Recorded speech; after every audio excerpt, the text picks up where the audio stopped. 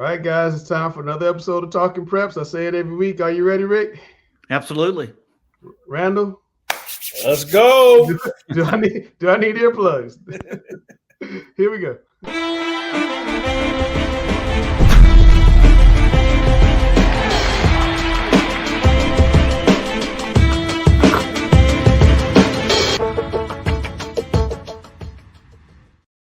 All right, Rick, we're going to flip it up a little bit. Who are your players of the week?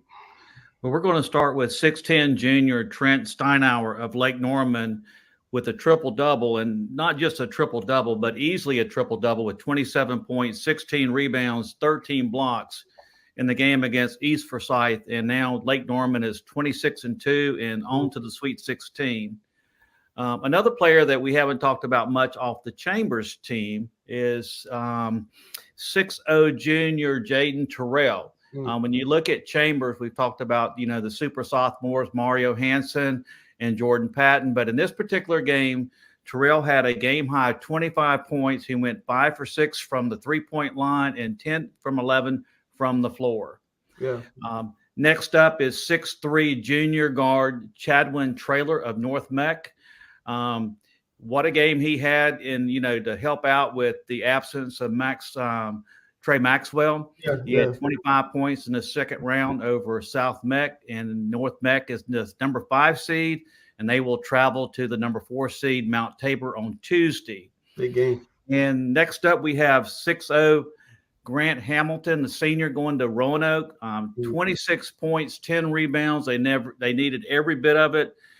They were down 48-44 with 2 minutes to go, and they go on to score 10-3 in the last 2 minutes for the win. And Weddington advances to the Sweet 16 and will host Chambers on Tuesday night. That's a rematch from a couple years ago. Is a player that's going to Notre Dame, Sir Muhammad. Team high 17 points in the second round win over rival Audrey Cale. And to me is one of the nation's best defenders. And we don't talk about defense enough, but Sir Muhammad anchors the defense for Myers Park, which is, in my opinion, the best defensive team in the state of North Carolina. Wow. And sir, you're going to play for a defensive coach in Mr. Shrewsbury up in South Bend. They have really turned it around in South Bend. How excited are you to get to the ACC? How excited are you to get to the ACC and get to cold weather Indiana? I'm so excited, especially just to play for Shrews. It's really exciting. Tell me about the team this year, because it seemed to me like you guys kind of were in cruise control a little bit, and now we got into the playoffs and you turned it up a little bit more. We have a really special group this year. A lot of competitive dudes, and now that it's just time to turn it on and go get another ring. I think everybody's just really locked in more than ever before. Yeah. Did the Audrey Cale game last week, did that kind of wake you up to kind of show you that, we're mortared a little bit, to be tied up, right there at the end? I'd say so. Yeah. I'd say it was more than just the Audrey Cale game, but yeah, that was definitely a little bit of a wake-up call for us just to really focus on every game. Sir, the one thing I've admired about you is your mature approach to the game and how you handle yourself on and off the court with your positive body language. And I go back to a situation where we had you in a travel ball event and you went down and you dunked on somebody and you acted, you acted like you'd done it before, and you didn't celebrate, do the head tap, and the next play down, someone dunked on you and both of you guys hit the floor. And the most impressive thing that stood out and always in the back of my mind is you reached down to help this young man up. And, that speaks volume on you as a person. And that's the thing I've always been impressed with, is your mature approach to the game. Thank you. Means a lot. Appreciate it. Tell me about Tuesday's game, sir. And, everybody wants to talk, and including us, want to talk about a potential North Met game. You got a big game in Independence. How you avoid that from being the trap game? One day at a time, going 1-0 every day. We even talk about going 1-0 in practice. So it's 1-0. That's all I can say. Yeah. How big a deal would it be for you guys to make history? Because we haven't had a repeat state champion since the early 2000s. Winston Reynolds, not a repeat state championship from Mecklenburg County since West Charlotte 91-92. You guys have a chance to hit a lot of history in a couple of weeks. Yeah, that would mean a lot. We strive to be very special and be different, and that would mean the world if we could go back to back. Yeah. Randall, what you got? Sir, last night, you had a chase down block at the end of the game, and it reminded me of Tayshaun Prince. Can you just talk about how it's been for you this season, because you've been in and out of the lineup, and kind of what were you able to see, your team was lacking when you were out, and what did you come back and say, all right, this is what I got to do in order to help this team get back to where we're supposed to be? I needed to finally be a senior leader. Over my high school career, I've kind of been spoiled with like great leaders, Sam Walters and Elijah Strong. So I realized it was like really time for me to grow up and be a leader. And by leader, you mean vocally, like you have to speak up and actually talk to your teammates, Yeah, not just by example all the time. Yeah, I got to learn to talk a little bit more. So yeah, that's what my goal has been this year. Use my voice a little bit. All right, I know I'm going to ask a question that Coach doesn't want me to ask, but are you thinking about a potential North Met game? Has that crossed your mind at all? Of course, it's crossed my mind, but I'm still focused on beating Independence first. So yeah, it's like if I'd be lying to say it hasn't crossed my mind, but nah, I'm focused on beating Independence first. Absolutely. All right. Well, I had to ask. Yeah. But sir, man, appreciate you jumping on. I know you're busy. Good luck to you guys on Tuesday. Hope to catch you down the road. All right. Thank you. Appreciate it. All right, man. Hadn't crossed his mind, he said, Randall. He said he'd be lying if he said it hadn't. I don't think there's too many people on those two teams that haven't thought about it already. Look at Alex with the tie on. My goodness. Dr. Bass. Looking all official. Yeah, soon to be Dr. Bass. Looking all official. All right, Randall, rock stars. Well, this week it was a really good week. Alexis Sheehan, my girl from Lake Norman, back on here again. Started off the week with 34 and 10. And then followed it up with a 19.8 rebound, 5 assist performance in round 2. Elle Stone from Mallard Creek, finally healthy. And wait, what's that name again, Randall? Elle Stone. Okay. All right. From Mallard Creek. She is back healthy, and she is rounding into form at the perfect time. She had 22 points, 7 steals, and 5 assists versus Mount Tabor on Friday. Lanice Joseph from North Meck, a really good young talent in the area. She had 25 points in their first round win versus Asheville. Senior Jaron Truesdale at Myers Park, she had 27 points and 10 rebounds in their first round matchup, and followed that up with 17 points yesterday in their win, or Friday in their win, and also scored her 1,000 point. And last but not least, the ETSU commit, Miss Kaylee Carson, she scored 19 points in Independence's win versus South Meck. And she also scored her 1,000 point, doing it in only 2.5 seasons. That was crazy. Kaylee, how tough was it? I mean, you went out right before your junior year, right? Yes, sir. And then how tough was it to sit out, and how much did it take for you to come back and be the superstar that you were this year? It was really tough to sit out. I struggled a little bit, but the comeback was good, and I was just grateful to be back to the rest of the season. Did you surprise yourself at all that you were so effective, like right out of the gate, or did you think it would take a little bit longer? I was kind of confident in myself because I worked hard to get back to like what I was before. So, I mean, I would say I surprised myself a little bit, but I knew I could do it. Kaylee, I know you guys, your season didn't end the way you wanted it to on Friday night, but just talk about, kind of what the season meant for you. Obviously coming back from your injury, but also it being your senior season. How was it for you? Yeah, I mean, I hate that it ended the way it did, but like looking back over the season, we had a lot of good moments, moments that could have been better. But overall, like I'm just grateful we had the season that we had, and we did how we did. Well, I know you're on your way to watch ETSU play Furman this evening. Talk about what that experience is going to be like, as you get ready for your freshman season and get ready to go to ETSU. What are a couple of things that you really want to work on this offseason? This offseason, I want to work on really just tightening up some of the skills that I have and just getting better overall, getting stronger, faster, and the little stuff like that. Gotcha. All right, well, look, listen, thanks for coming on with us. Good luck at the game. Good luck next season as you start your college career. It's been a wonderful high school career. Enjoy watching you play. And again, just best of luck to you, okay? Thank you. All right, take care. Another week of Randall's Rock Stars. We got the man, Alex Bass. Alex, what's with the tie, man? Well, I figured that this was a great opportunity to set an example and show an appropriate level of respect and decorum for this great game of basketball, and the importance of bringing back coats and ties to coaching on the sideline.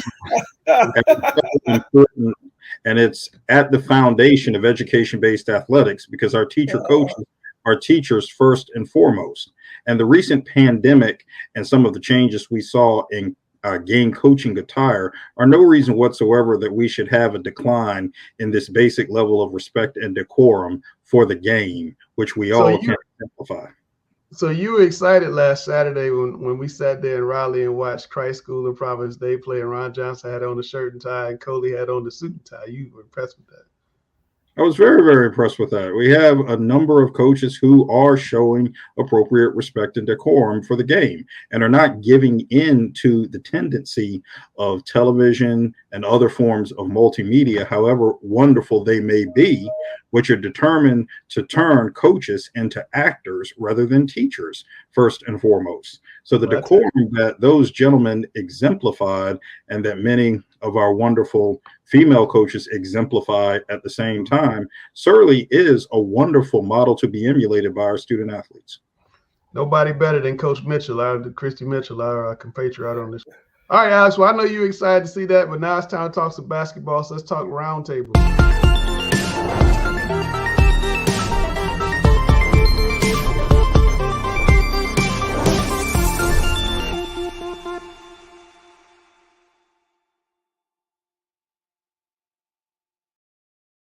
All right, Mr. Bass, here's the 1A pairings. Is it all Bishop McGinnis on one side and all Falls Lake on the other, or am I wrong? Well, actually, the only error might be the fact that we could purport to have discussion as to what's going to happen in a championship game, and there's really nothing to discuss. Between those two? Bishop McGinnis is the team to beat.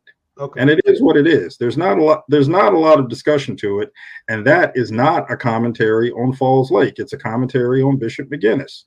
You get in situations sometimes where, to use what John Elway said many, many years ago before he led the Denver Broncos to a Super Bowl championship, he lost 2 or 3 times in the Super Bowl. And he said a couple times, well, we couldn't get in a rhythm against the Redskins. And then he referenced another game. And then he said, oh, in the year we lost to the 49ers, oh, we don't even need to talk. They were just too good. They were just too good. That's Bishop McGinnis.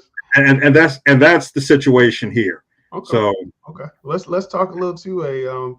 What do you see in 2A? I see North Pitt looking really strong with Zamariah Jones and company on one side. And I see that East Burke team. Every couple of years, East Burke has a really good team. And here they are 28-0.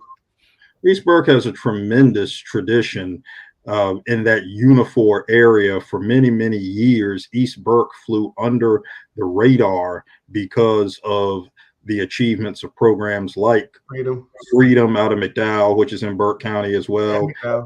McDowell, Hickory, so Newton Conover. So they flew under the radar, but East Burke has been very, very good for a very long time and is seeing some of the fruits of its decades worth. We're going to see an East Burke North Pitt championship game?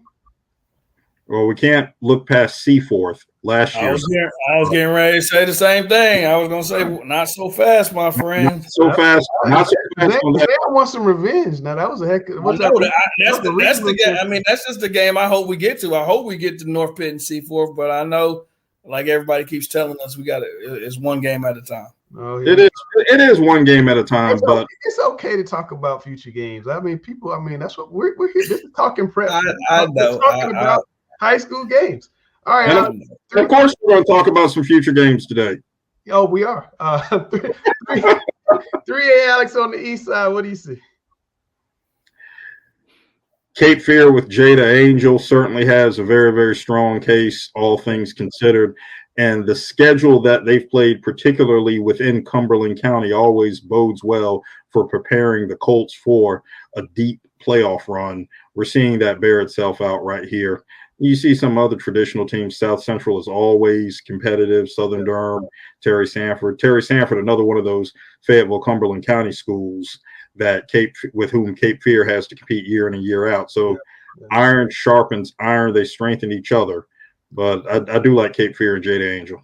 On the west side, East Lincoln, West Rowan, that was a regional championship game a year ago. It looks like it's going to be a regional semifinal this game. But is the winner of that going to represent the West? Not necessarily. We have one of those situations again. AC Reynolds is a very, very good basketball team. They're one of those teams. They just play extremely hard. Earlier this year too, right? They did, and they just play extremely hard, and they go get after you on defense. I think we're gonna get two really, really good games out of the West. Obviously, hopefully who's winning East Lincoln, West Rowan, and who's going to win the winner of that? We all know I can't go against my favorite backcourt. So I mean, East Lincoln, West Rowan. I'm going with my Valley Creek people. That's Randall Clark, the one RC. I've been on that. I can't jump off the ship now. Yara Anderson and Emma Montanari had them on the show a couple weeks ago. They are playing phenomenal basketball. West Rowan is a monster, though. West Rowan is, and that would be a really, really good basketball game. And I know there are some people already that have told me that that's the game that they're looking to Friday night, not the big game that a lot of people are talking about in Charlotte. I would imagine there'd be more people at the one in Charlotte. Just a small guess. 4A girls, Alex, on the eastern side, I see a bunch of Raleigh teams. Absolutely. Also Panther Creek. And the first thing that needs to be said, as I said in our group chat, Panther Creek has said, not so fast, folks. Panther Creek beat a very good Middle Creek team by double digits last night. That's without Taylor Barner. Without Taylor Barner. That's a Middle Creek team that took Panther Creek to overtime with Taylor Barner. Wow. So Panther Creek is not done.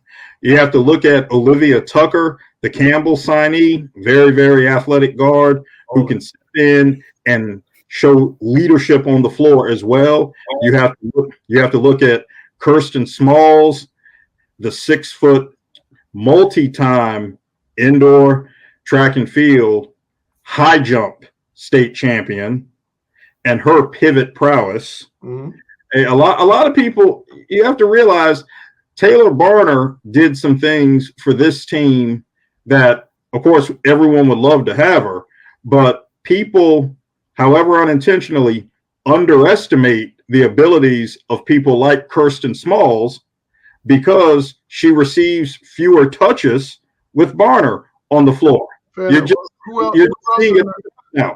else on that bracket can give them a fight? That's really tough to say. Obviously, we have to take it one game at a time with Panther Creek right now and see how the matchups go. But I would still call them the favorite. Wow. Okay. I mean, that's how good of a job Danielle Sullivan has done. He's a great coach. Since this program's inception, and the work that she's put in, the work that the young ladies have put in, the abilities of this team effectively to have, I won't call it a seamless transition because that's not the case with a player like Taylor Barner out of the lineup, but to adjust appropriately and keep on keeping on. Yeah, for me, she was my state coach of the year last year. I think she does a great job. Let's switch over to the West. Randall, Watauga came back from 15 points down to beat North Meck on Friday night. One of my other favorite lefties, Kate Sears, went for 37. Do they have a shot to pull off another upset and beat Mallard Creek at home? Anytime a Charlotte team has to go up to the mountains, you definitely have a shot. As my buddy Gary Richmond would say, that's a place that Charlotte teams do not like to go. Mallard Creek's got their hands full Tuesday night, and they're gonna have to go. They're gonna have to go take that one. Watauga is not gonna give it to them. It's a very tough place to play. It's gonna be a sellout. It's gonna be loud. The officiating up there is different than it is down here. So they're going to have to. Carolina bunch down the stretch. That was really a big difference in the game. I watched it on stream, but Kate Sears, man, she's as good as anybody I've seen. I mean, she can play. She's a great 3-level scorer. She can really play. Can really shoot it. So, the good thing about Mallard Creek is Mallard Creek has girls on their team that really like to guard. And I have a feeling that Lily Booker, the senior, is going to step up and take that challenge and say, I got Sears. I'm going to go ahead and call Mallard Creek and Myers Park to take their 2 games to set up a Mallard Creek Myers Park game. I'm going to go ahead and call it right now to set up a Mallard Creek Myers Park 4th round game. Myers Park would be classified as the home team in that game, and we might discuss that a little later as well. All right. Well, Alex is calling that. Northern Guilford beat Audrey Kell in a close game on Friday. I don't think that we've talked enough about the job that Barbara Nelson has done with this Myers Park team, because I don't think anybody was expecting them to. They were 21-0 or something other. I don't think anybody was expecting that type of start out of them. This is the most wins they've had since the state championship. The interesting thing about this team is they don't really have a dominant score. Yeah. And when you look at all these other teams, they have kids on their team that if some of these kids get 25, 30 a night, we're not blinking an eye. That's just kind of what they do. Myers Park doesn't have that. I know Jaren Truesdale, she has 17 Friday night. But the thing about this is they get it from so many different people. Raven Alexander is scoring for them. Jaren, obviously. But, they really get a lot of their things on the defensive end. They have 5 girls that they have on the floor that really, really just defend and get after you, and they look to turn you over, and then they're just going to execute on the offense end, and whoever scores it, scores. One thing Joe Badger used to always talk about, he used to always say, if I can get you in the last 3 minutes, I can out-coach you. If that woman gets you in the last 3 minutes, she's going to out-coach you. Barbara Nelson, best women's coach I've ever seen in North Carolina. So basically you're saying that we could have on tap a defensive-minded doubleheader courtesy of the Mustangs in the 4th round. Is that what you're saying? That's what you said. All I said was, if it comes down to the last 3 minutes, what might happen? Alexander Central is going to play Lake Norman. I would think Lake Norman Randall is going to be a big favorite in that game. I think so. But Lake Norman has to be very, very careful. Obviously, it would be easy for them to be thinking about Charlotte Catholic already, and they shouldn't do that. Catholic definitely should not do that. Marvin Ridge is really well coached. They shoot the ball really well. Upset Independence Friday. Yeah, upset Independence Friday. They just came in with a great game plan and they executed it, beautifully. But out of all the pairings that we have for the rest for this week coming up, I think this 4A girls, these 8 teams, these are some of the best basketball games that we're going to be privy to this year. Wow.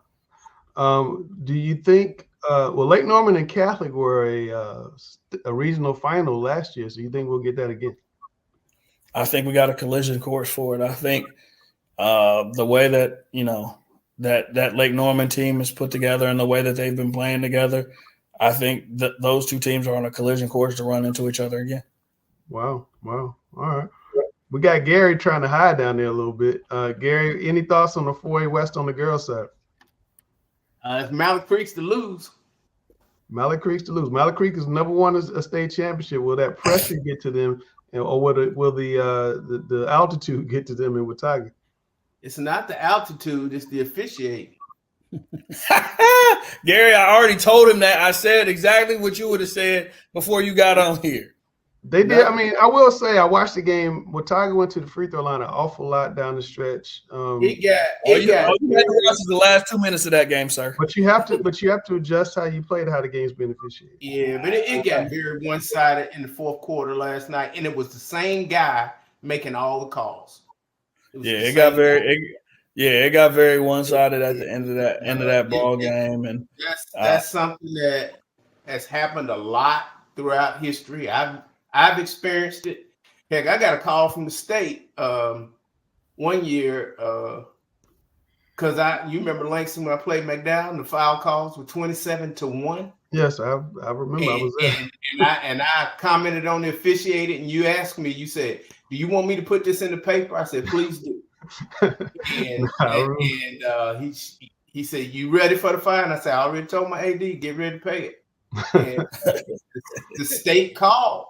And they said, we told y'all about you can't comment on officiating. I say, well, send the fine, but I'm gonna send the tape. And once they saw the tape, they rescinded the reprimand because they said the officiating was obvious, and the guys who worked that game didn't get to call another game in the playoffs.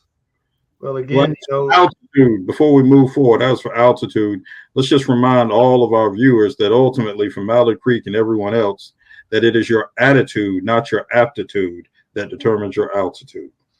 Yes, sir. All right, boys side, Rich. I know you're raring to go. Is the 1A East the Wilson Prep Invitational? Well, before we start there, I want to mention one thing about the RPI and how the state did the seeding. If you look at the teams that's in the first round of top 4 teams, 30 out of the 32 teams actually advanced to the Sweet 16. And then in the 1A, the top 4 teams all advanced to the Sweet 16. I think in the East, I don't know a lot about the other teams, but Wilson Prep has been the elite team down East and favored to win the East. I think in the West, it's sort of wide open. South Stokes, they have 1 loss. I mentioned it last week. They split with Mount Tabor during the course of the season, and they played some very tough 4A teams this season. You also have Bishop McGinnis, 26-3. Their 3 losses came to 4A schools, and they're very good. And I think they lost in the regional finals last year. And then, of course, I think Ron Murphy's done. What about Ron Murphy's Corvian community team? What about them? Yeah, and the other one is Ron Murphy's done a really good job at Corvian. They're 24-3, and they're, I think, seeded number 2 in the West. So I think that particular bracket is wide open between South Stokes, Bishop McGinnis, and Corvian. That should be an interesting. It'd be crazy if Murphy was to get those guys to a state championship game. All right, 2A side. Alex, what do you see on the eastern side? I see Farmville Central again. Well, Farmville Central and Northwood are on a collision course for one state quarterfinal. Goldsboro seemingly will come out of the other portion of that with an opportunity to play in the semifinal in Winston-Salem. I had a chance to watch Goldsboro earlier this year. Always very, very scrappy, very, very athletic, and able to make plays when it comes down to it. But let's keep an eye on that Farmville Central Northwood state quarterfinal. That's going to be a sellout in about 2 minutes. Rick, on the west side, what do you say? Well, I think, Reedsville played for the state championship last year, and, they were led by 2 freshmen. They're now sophomores, and, they're the cream of the crop in the West. I think Salisbury has an outside chance with Jute Harris, the Wake Forest signee, but I really do think it's going to be Reedsville. And, of course, out of the West, I think it's out of the East, it's going to be Farmville Central or Northwood. But it's Reedsville's to lose. Reedsville to win the whole thing? I really do. I think it's their year to win the whole thing. Wow. Yep. They heard it from the guru, Rick Lewis. Make sure you save it. All right, 3A East, Alex, what do you say? Great competition once again. I got a chance to see Westover out of Fayetteville, George Stackhouse's team. Very, very athletic as always, very competitive. I saw them earlier this season. Northern Nash had a big win on Friday night. Northern Nash is an interesting blend of experience and youth. They have a couple of freshmen, including a developing pivot man who is very, very good. So their blend of balance and youth will put them in a good situation for going forward. 71st and Swansboro, I think, are on a collision course in the other of the 2 third-round games. I like this Swansboro team. Tavion Tangiora, a 6'7" junior pivot man who really patrols the interior, and by collapsing in on him is able to create opportunities on the perimeter for his cohorts. Swansboro might be kind of like Lake Norman, a year away. They're very junior laden, but I do like the Swansboro team. Very, very evenly balanced. East Wake, the lone 3A school from Wake County, is in the midst of a program resurgence. East Wake, which is having one of its best seasons since its 1990-91 team, fell to West Charlotte in the state final with sophomore Jeff McGinnis and sophomore Thad Bonaparte on, and what was a great game.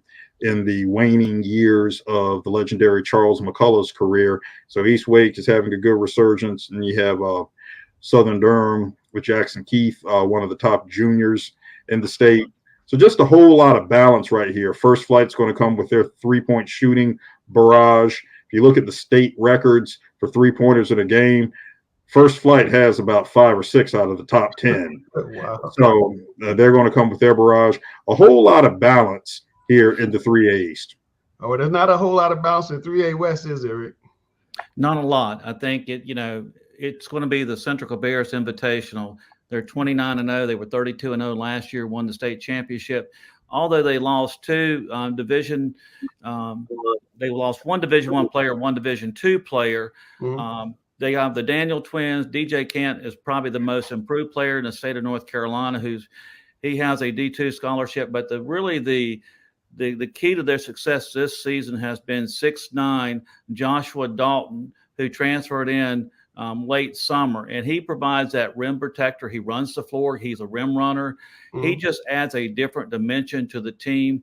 And when you play Central Cabarrus, you don't know how to prepare for them because they come at you 100 miles an hour from start to finish, and you just have a very difficult time not playing at their pace. They're going to push you. They're going to challenge you, and they're going to turn you over. Their offense is predicated on their defense, and the only team I see that can really give them a decent game would be Hickory, in my opinion. If that game's in the 50s or 60s, if it gets in the 70s or 80s, I don't think so. I think Hickory has. Well, the one thing about Central Cabarrus, they're probably averaging like 95 points a game. So and that's even in a situation where the coaches take the starters out, midway through the second half.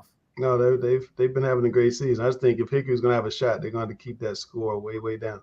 All right, Alex. Will tell you that he said that exact thing that Langston just said at the state championships press conference last season. He came out and said, if the game is in the 50s, I don't think we can beat Northwood. So exact same principle as Langston said. I think that's the key if you want to try to beat Central Cabarrus.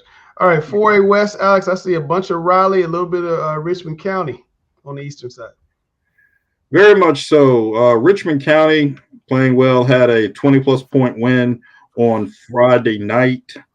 Cardinal Gibbons, the 7th seed out of the East, will be heading to Rockingham on Tuesday. Cardinal Gibbons with a 31-point win over Overhills, 77-46 on Friday night, in which Cardinal Gibbons scored the first 16 points of the game, hit 5 3-pointers in the first quarter, and led 28-4 at the end of the first quarter.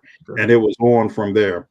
Cardinal Gibbons is a balance of youth and experience, including the inside-outside tandem of 6'7" junior pivot man Cash McSweeney, who had 15 points last night, and 6'1" point guard Aiden Smalls, who is a sophomore and a football standout as well, who had 14 points.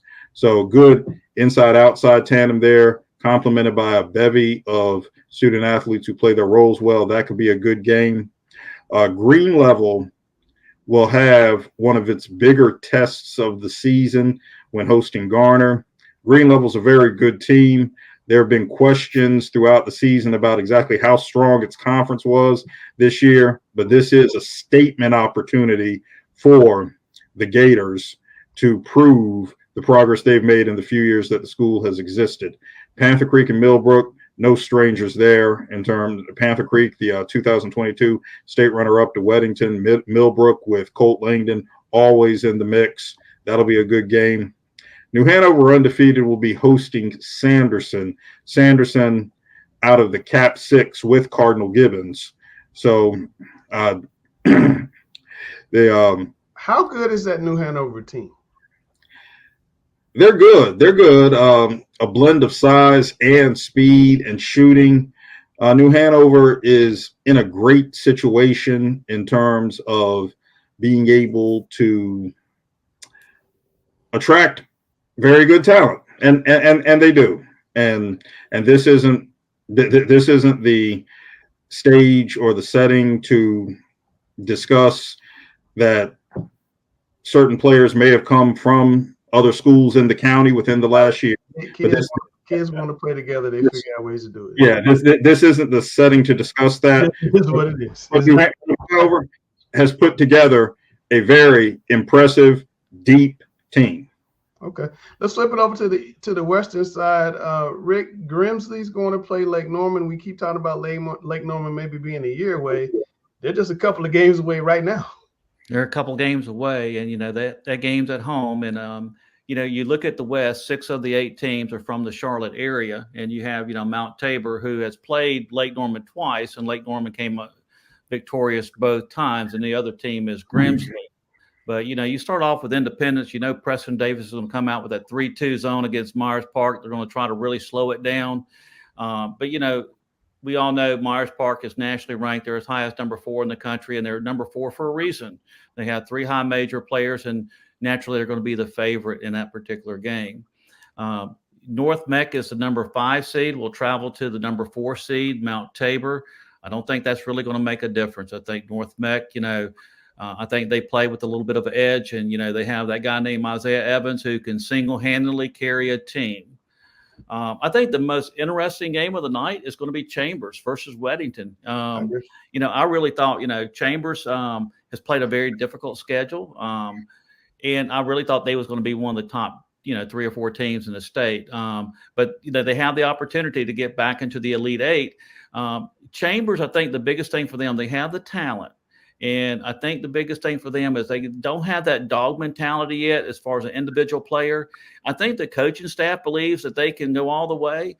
The players have to believe that they can go all the way. And I think the game at Weddington, if there could be an upset, that could be one. But, again, you're going up against Gary Ellington, who knows how to win those close games. The other night I was watching the Weddington versus Butler game. It was 48-44 with 2 minutes to go. And next thing Chambers, Weddington end up winning the game, by 4 points. So, the coaching there is superb.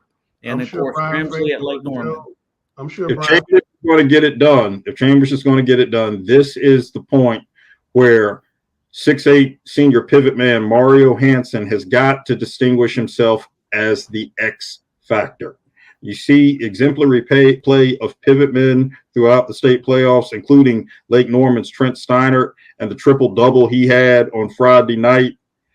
Mario Hansen has to be that X factor and difference maker by patrolling the pivot. It's funny you said it, Alex, because Chambers played Weddington. I think it's the same round or maybe a round later a couple years ago.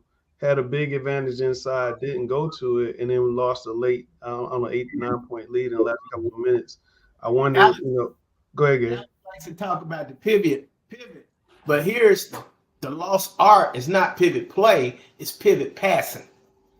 Passing the ball into the pivot has become a lost art. Yeah. No, that's very true. But I just wondered, will Chambers? I'm sure Coach Frazier may show them that film because they were in position to beat the Weddington team and went on to win the state championship. Randall, what do you see North Meck playing Mount Tabor? North Meck's down down Trey Maxwell. Challen Trailers play really well for them. Mount Tabor's a tough team. They're playing at home. That's another one of those road games. Isaiah Evans, if he plays the way he played Friday night, North Meck's going to win. Isaiah was phenomenal. He was scoring in a bunch of different ways.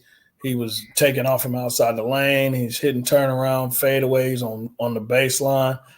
I just don't think Mount Tabor's seen a score like that. I know Chambers and Weddington is the game to kind of look out for, but there's a matchup with this Grimsley Lake Norman where Richard Goods, the 6'9" center, going up against Trent Steinauer, the 6'9" center from Lake Norman.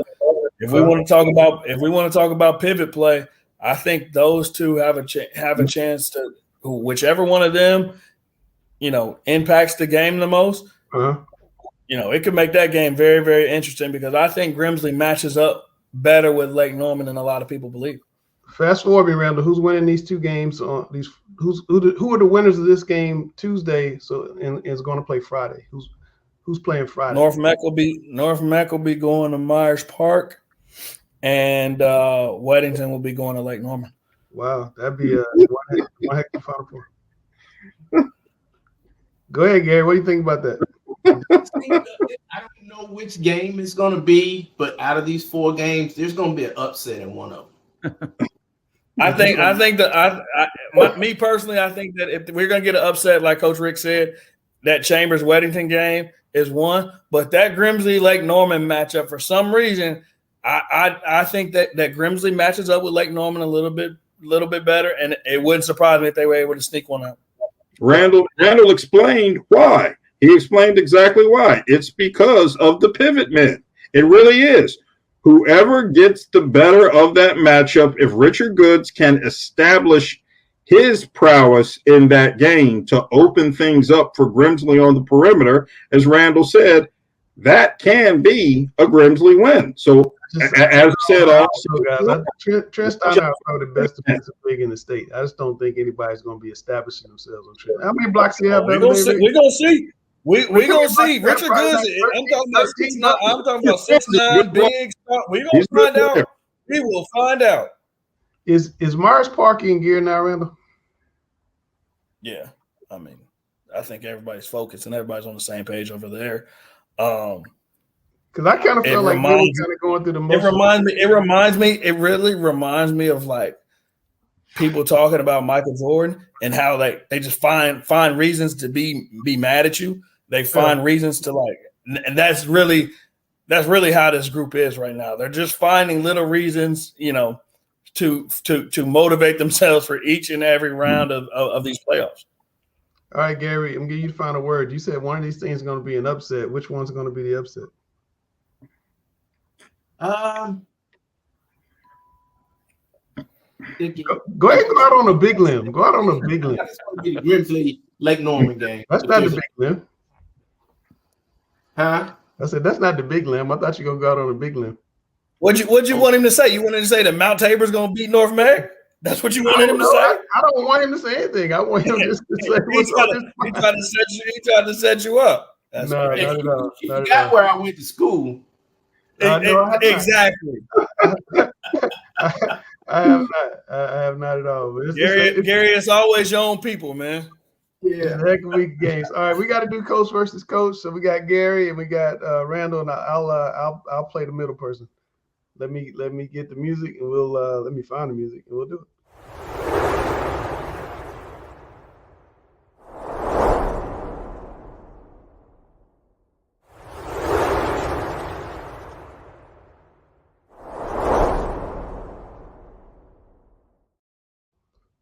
All right, let me get myself in the middle. Now who's going first? I don't want to be awkward. Like who's going first? So we don't. Gary can go first. Gary's going first. Okay, Gary, what is the biggest player team trend surprise for you in the 2023-24 season?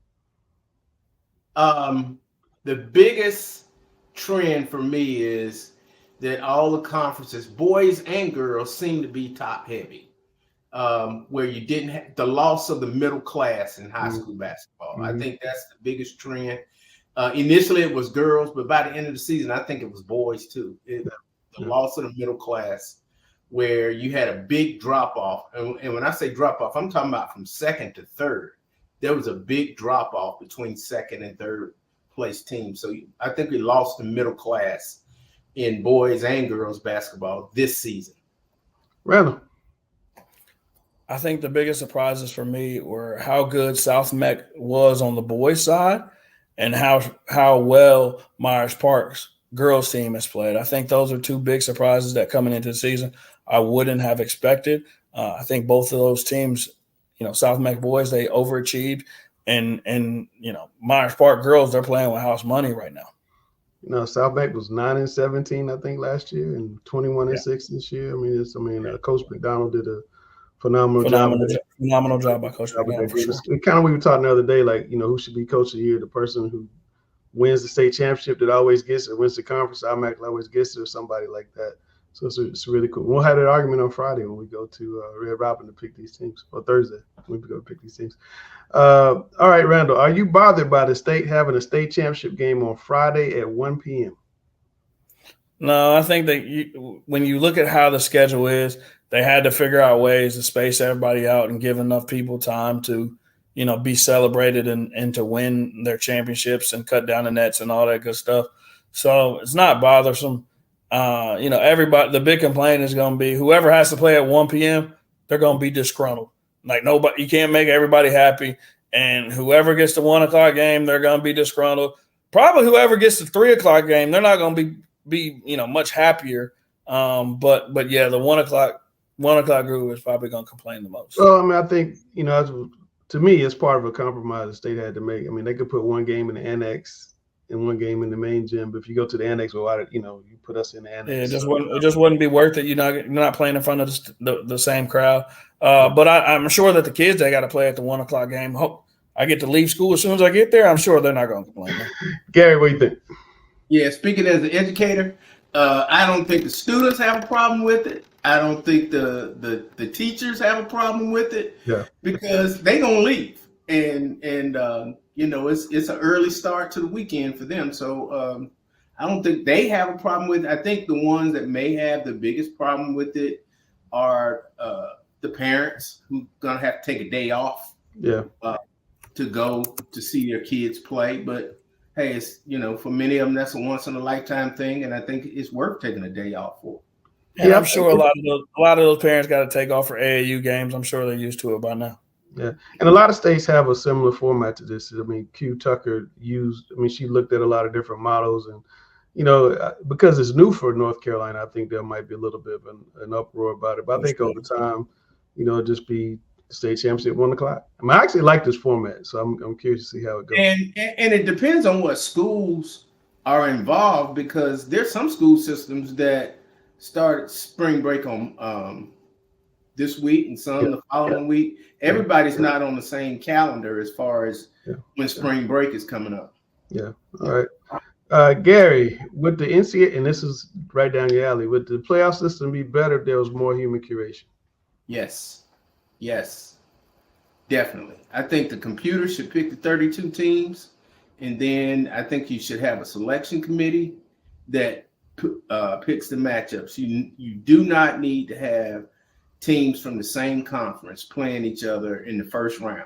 That should be a no, and the only way that can be done is to either have a selection committee or go back to how they used to do it.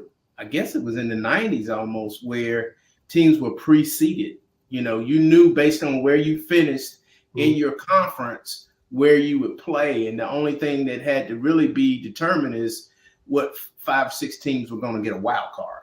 Right. But everything else is predetermined. You knew before the season even started. If you finish first place, you're playing in this bracket. You finish in second place, you're playing in that bracket. Right. That's only 2 ways you can do it without a computer telling you got to play a team for the 4th time in the very first round. Right. In some cases, I think even the second round is a little bit ridiculous. Mm-hmm. I think playing the same team for the 4th time in the first round or second round, it should just never happen. No, I think they've gotten really close with the computer system. I think, as Rick said, they seem to get a lot of the teams right, but just a little human curation could have avoided some of those matchups.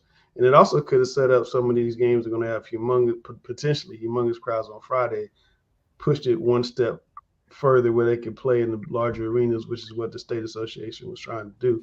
Because the same problem they had last year in the regionals, they're going to have in the semifinals, not just in Charlotte, but in several places around the state. There's going to be humongous crowds trying to get in the small gyms.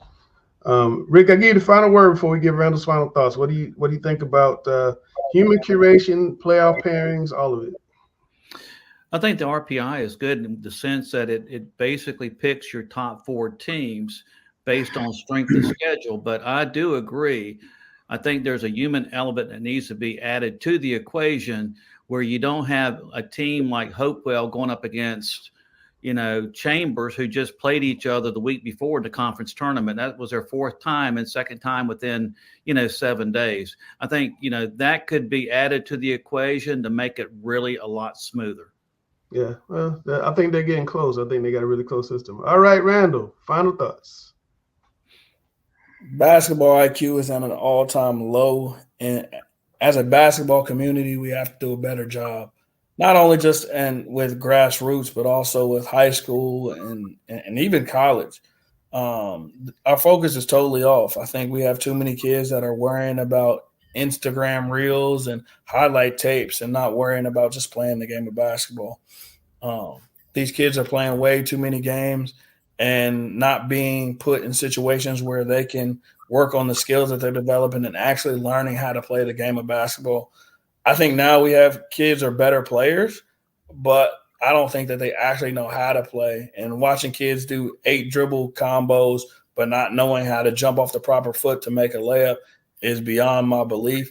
And I just think as a community that we have to do a better job, especially when I look at these mock drafts and I see a lot of these foreign players, this year in this class, projected to go earlier than a lot of American players. Yeah, no, that's a real thing. Rick just reminded me, I completely forgot, probably the most important thing we were supposed to do this week. Mr. and Miss Basketball, we got Miss Basketball, Randall, your finalists, Zamariah, Sarah, Blanca. I don't think anybody should be surprised by this list at all. Z, the North Carolina State commit, she's number 17 nationally. She's averaging 25 points, 7 rebounds, 5 assists, and almost 5 steals per game. Yeah. And then we got Miss Sarah Strong at Grace Christian, the 5'2" basketball player. Number 1. Randall, where's she going? She has not decided where she's going to school yet, and you are not going to get me to put my foot in my mouth. She narrowed it down. There's only one place she should go. I think she's down to her final 3 right now. I think that's where we're at. Can you give us 3? I believe just based on what I've seen and who's been at games, it's between UConn, South Carolina, and North Carolina. That's my belief. I haven't talked to her and her father in quite a long time, but I'm just based on who's been coming to games. It looks like that's where we're at. And last but not least, Blanca Thomas, the UNC commit. She's averaging 18, almost 12 rebounds and 3 blocks a game. 3rd time for her being a finalist in Miss Basketball. It's a pretty impressive career. Rick Boyside, you started out talking about these three. We're still talking about these 3. Well, I think they're the 3 of the top players in the state of North Carolina. You look at their national rankings, and it dovetails with what we've been saying all along. You have Isaiah Evans, 6'7", Duke commit, averaging 27.1 points a game, 6.5 rebounds, 3 assists, 2.4 steals. And if you look at North Meck, they're averaging over 90+ points a game, and they've been beating a lot of teams by healthy margins. And the thing about it is Isaiah probably could be averaging more points than what's listed here. Basically, if they had a few more competitive games throughout the course of the season. But the thing about Isaiah that I like about him is he's one of the most passionate, flamboyant, entertaining players that's come through the Charlotte area in quite some time. I've never seen a guy that's so involved in the game, and he's just an emotional kid. It's fun to watch. Paul McNeil, the NC State commit, he's a top 75 recruit having a banner year. If you look at his stats, he probably has the best stat line of the 3, almost 32 points a game, almost 10 rebounds, almost 5 assists, and almost 3 steals per game. I don't think that Richmond County probably has the strength of schedule that maybe North Meck or, that Isaiah Evans has, but they do have a very good schedule. But you're looking at Paul McNeil, who has a great stat line across the board. And, next up is Drake Powell, the 6'6", UNC commit. He's the type of player, he's sort of the opposite of Isaiah. He's all business on the court. He's sort of like a cool, calm, and collect type of player. A very mature approach to the game. He's the number 9 recruit nationally. He's averaging almost 18 points a game, 8 rebounds, almost 5 assists, and 2 steals. Again, if you look at his stats, and I look at basically Northwood has won a lot of games by 40 and 50 points. So again, Drake Powell and Isaiah Evans could probably be averaging more points if they had a more competitive schedule during the course of the season as far as closeness of games. The thing about Drake Powell that I like, I think him and Sir Muhammad are 2 of the best defenders in the state and also in the country. That's pretty impressive. Well, next week we'll be giving out the winners of Mr. and Ms. Basketball. We've done the Sharp Observers giving those awards out since 1984, and we're proud to do it. And we'll be back next week. And also next week we'll be talking about regional games. Basketball playoffs go fast, so we talk about regional games. That's Randall, the best trainer I know. That's Rick Lewis, the #1 voice of high school basketball. That's Gary, the retired CMS coach. The contrarian Alex Bass, who's looking awful sharp today. I'm Langston.